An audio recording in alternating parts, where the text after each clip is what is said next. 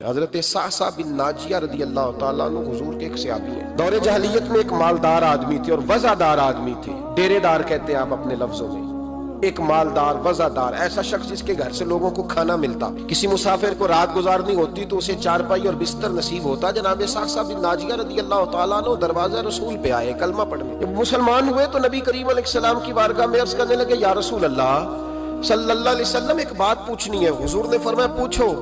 عرض کرنے لگے، یا رسول اللہ دور جاہلیت میں جو ہم نے نیکیاں کی ہیں ان کا بھی اللہ ہمیں اجر عطا کرے گا؟ جاہلیت کے زمانے میں جو خیر کا کام کیا، امام طبرانی نے اس حدیث کو طبرانی میں لکھا ہے، اس کا بھی اجر ملے گا؟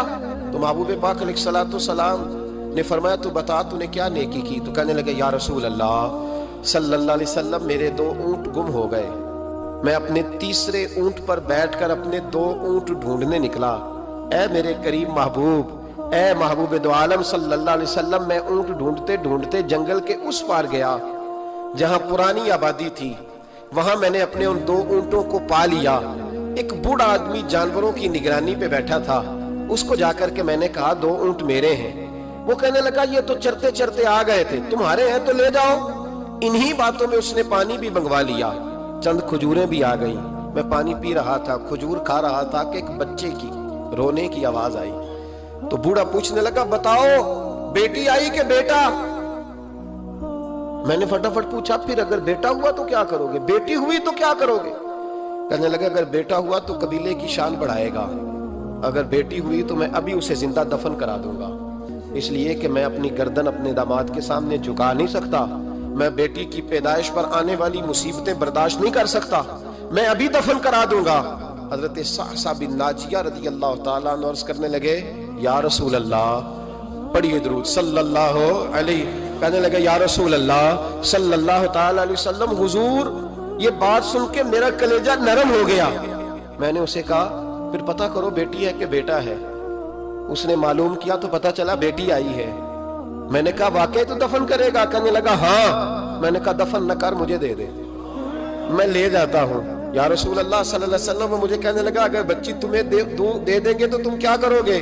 میں نے کہا تم میرے 2 اونٹ رکھ لو، بچی دے دو۔ کہنے لگا نہیں 2 نہیں، یہ جو جس اونٹ پہ تو بیٹھ کے آیا یہ بھی لے لیں گے۔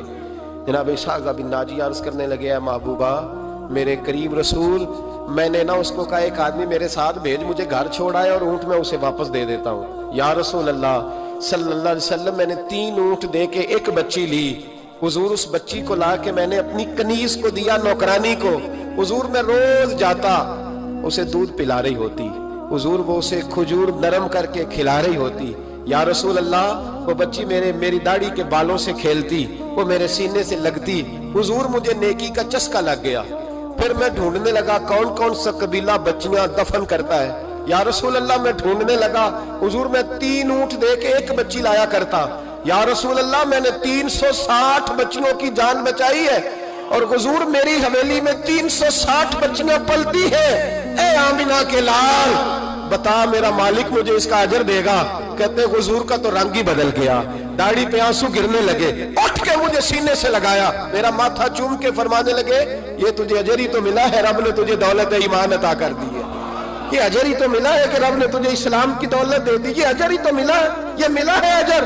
اور محبوب فرمانے لگے یہ تیرا دنیا کا اجر ہے، اور تیرے رسول کا وعدہ ہے قیامت کے دن بھی رب کریم تجھے خزانے کھول کے اجر